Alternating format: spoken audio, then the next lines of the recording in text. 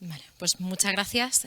Agradecer la invitación a nuestra federación y bueno, la presentación de Marisol, que me saca un poco los colores. Muchas gracias por invitarnos. Soy Eva Ruiz de FIAPAS, de la Confederación Española de Familias de Personas Sordas, que como Marisol ha dicho, somos un conjunto de asociaciones y federaciones de toda España, 47 en total.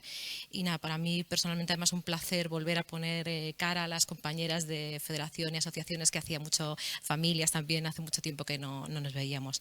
Pues como creo que vamos un poco mal, ¿no? De tiempo, yo voy a acelerar, si voy muy deprisa me lo decís. Nada, pues nos había comentado desde la Federación que hablásemos un poco de la situación de cómo está en las demás comunidades autónomas, un poco la situación, el panorama y llegar a algunas conclusiones que casi todas, bueno, ya las han tocado los compañeros con las intervenciones. ¿De acuerdo? Nada, simplemente ahí tenéis la misión, un poco de la Confederación, el propósito que tenemos. Esto, si os parece, bueno, tenéis nuestra página web, me lo voy a saltar un poquito para ganar tiempo.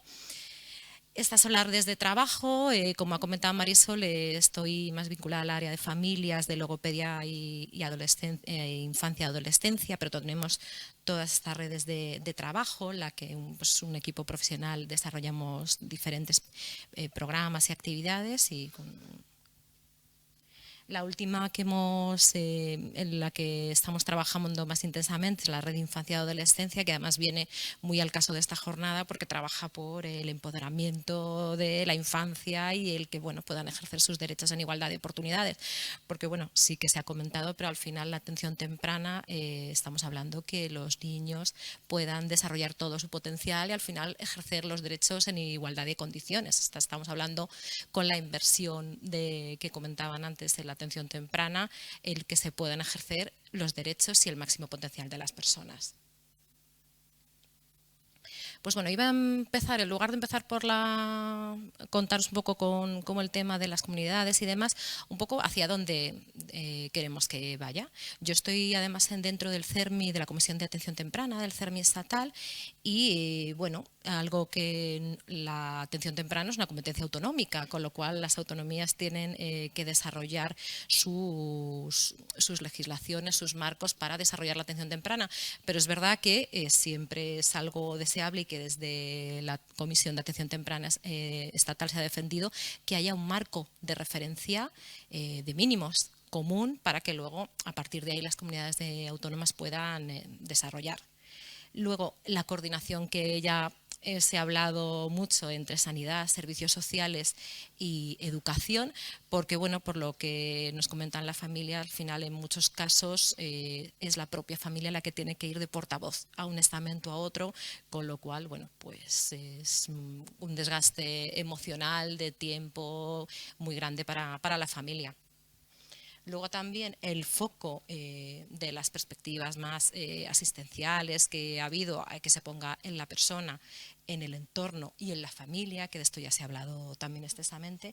Y luego, muy importante, con la participación de las entidades del tercer sector. En este caso, en el ámbito de la sordera, contamos con un movimiento asociativo fuerte, con familias súper implicadas para ayudar a otras familias, con profesionales con experiencia. Entonces, creemos firmemente que las entidades tienen que estar presentes en esta atención temprana y también servir de apoyo para las familias que reciben el diagnóstico.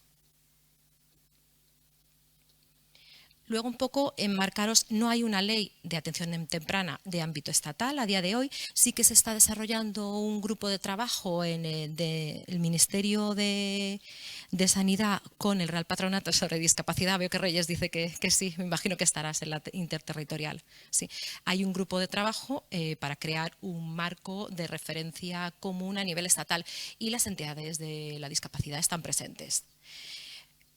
A ver, están, como veis, las convenciones. Al final es una cuestión de derechos, de hacer cumplir los derechos de las personas que ante todo, antes que nada son personas con sus derechos humanos, con lo cual tenemos siempre las convenciones de marco de referencia, pero sí que vemos que ha habido algunos avances en el último año, es decir, la atención temprana como derecho universal, subjetivo, gratuito, etcétera.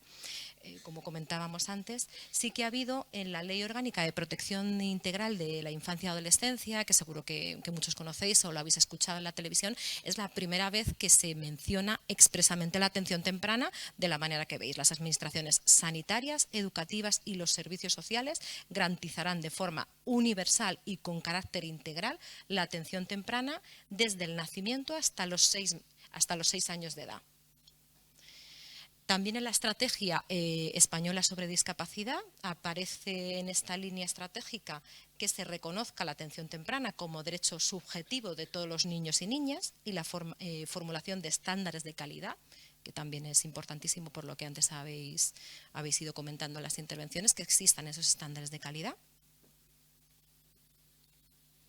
Luego también en el Plan Nacional de Bienestar Saludable de las Personas con Discapacidad, perdonad que me gire, pero mi ámbito de actuación, o sea, mi ámbito de formación es la psicología y aunque os estoy explicando el marco normativo, no logro recordar el nombre de cada una de las normativas, como creo que...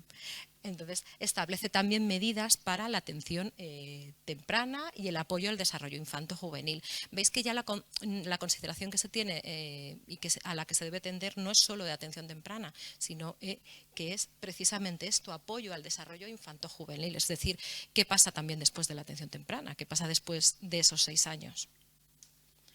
Y luego también en el Plan de Acción Estatal para la implementación de la garantía infantil. O sea, sí que ha habido ciertos avances, aunque no hay una legislación estatal, en los que se habla expresamente de la atención temprana. Bien, deprisa, bien. Es un tema arduo, sé que además son unas horas complicadas ya que llevamos toda la mañana, así que espero haceros lo más ameno posible. Muy bien, ahí tenéis simplemente unas referencias del Centro Español de Documentación e Investigación sobre Discapacidad, que tiene una serie de publicaciones en las que recoge toda la legislación a nivel autonómico. Puede faltar alguna cosilla, de hecho me comentaron que faltaba justo de vuestra comunidad alguna referencia, pero bueno, está toda la legislación que está vinculada con la atención temprana y también tenéis, por ejemplo, la publicación Retos de Futuro que ha hecho el grupo de atención temprana para pues los nuevos hacia dónde deberíamos ir. Pues nada, os voy a comentar un poco una consulta que nosotros hicimos a nuestras entidades.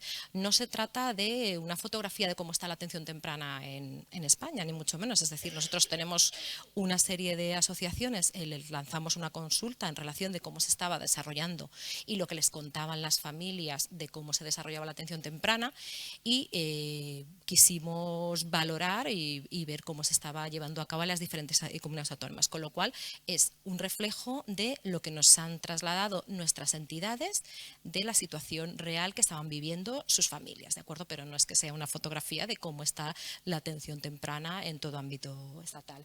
Hicimos una consulta con 20 entidades participantes que podéis ver ahí de las comunidades que fueron. ¿Y qué nos comentaban? Pues el 95%, aunque no había, de las entidades nos decía que aunque no había una ley específica, sí que tenían cierta regulación al respecto, lo cual bueno, nos sorprendió, aunque en pocos casos existe una ley integral de atención temprana. Sí que ha habido algunas comunidades ahora que han ido desarrollándola, o sea, sacándola recientemente. Luego, los tipos de centros, esta era un poco lo que nos comentaban, el 75% eran centros generalistas, es decir, centros que atienden a todo tipo de discapacidad. En el 15% eran generalistas, pero sí que se podía derivar preferentemente a los niños con sordera a esos tipos de centros. Y en el menor de los casos, 10% eran específicos los centros de discapacidad auditiva. Los rangos de edad en los que se presta la atención temprana, según nos informaron, era de 0 a 6 años en el 75% de los casos. Sí que aumentaba cuando era la propia entidad la que dispensaba la atención temprana, porque es bastante frecuente que en muchas de las entidades muchas de nuestras asociaciones sean centros privados, pero concertados con la administración para dispensar la atención temprana. Es decir, o sea, que sí que subía el porcentaje si era la propia asociación la que daba la atención temprana. Luego, el 30%, la atención era de 0 a 3. Sobre todo ahí había comunidades, como el caso de la vuestra, o comunidades como también ha pasado en Castilla-La Mancha, que cuando se daba el salto a educación se producía esa descoordinación que hablamos antes entre se debería mejorar, porque al final se entendía que el niño estaba suficientemente atendido con educación y por lo menos lo que nos trasladan las familias es que los apoyos son de otro tipo, pero hay una serie de apoyos que contaban de 0 a 3 y esos desaparecen. Luego, en las listas de espera, como me imagino que aquí pasará, es decir, es atención temprana y al final, bueno, no es cuestión de agobiar a los padres del antes mejor y corriendo, pero efectivamente atención temprana, pues lo antes posible. Y es algo bastante generalizado en las listas, incluso en algunos sitios, de pues, que empezar a dar atención temprana a los niños con 3 años casi. Luego, las demoras también en el certificado de discapacidad, que aunque no necesariamente son uno de los requisitos para tener atención temprana, pero sí que influye mucho en otro tipo de prestaciones. Luego, nos sorprendía, la verdad es que la coordinación y el paso a la escolarización sí que nos señalaban el 70%, que era bastante buena la transición a la etapa de escolarización. Y en otras necesidades y dificultades, sobre todo un poco los retrasos en las fases del diagnóstico, también los retrasos en la dispensación de la atención temprana. Bueno, un poco para concluir, comentar desigualdades territoriales, como veis, dependiendo un poco del lugar y las listas de espera, etcétera, hay hoy en día desigualdades territoriales en relación con la atención temprana. Falta un marco de referencia común que regule, marque unos mínimos para la atención temprana. Luego, también algo que no he comentado, pero se ha hablado mucho, la necesidad de formación de los profesionales, es decir, que se pase, aún así seguramente lo veis, que aunque teóricamente los enfoques asistenciales ya no se deberían mantener, pero bueno, se mantienen aún hoy en día y hace falta muchísima formación por parte de los profesionales, sobre todo cuando tienen y formación específica, porque al final pues no es lo mismo atender a un niño con sordera que a un niño con otro tipo de trastorno. La importancia de las experiencias de las entidades con discapacidad, es decir, aprovechar el movimiento asociativo que hay en España de familias de personas con discapacidad auditiva fuerte, de personas súper implicadas en ayudar a otras familias y de profesionales además especializados para ellos. Muy bien, pues no sé si he ido... comentaros que se me olvidaba, tenéis en la carpeta algunos de los materiales que tenemos en FIAPAS, tenéis ahí la biblioteca, a ver, es que tenía algunos enlaces puestos, pero bueno, si os metéis en la página web de FIAPAS tenéis una biblioteca virtual, que hay una serie de materiales, todos son de descarga gratuita, tenéis muchas de las publicaciones que se han metido en la carpeta a vuestra disposición, luego también tenéis la revista FIAPAS que la podéis descargar sin ningún tipo de registro, o sea, eso para familias, profesionales. Y también la web y las redes sociales, las que pues, vamos publicando información de interés. Y nada, muchísimas gracias por vuestra atención y si hay cualquier pregunta.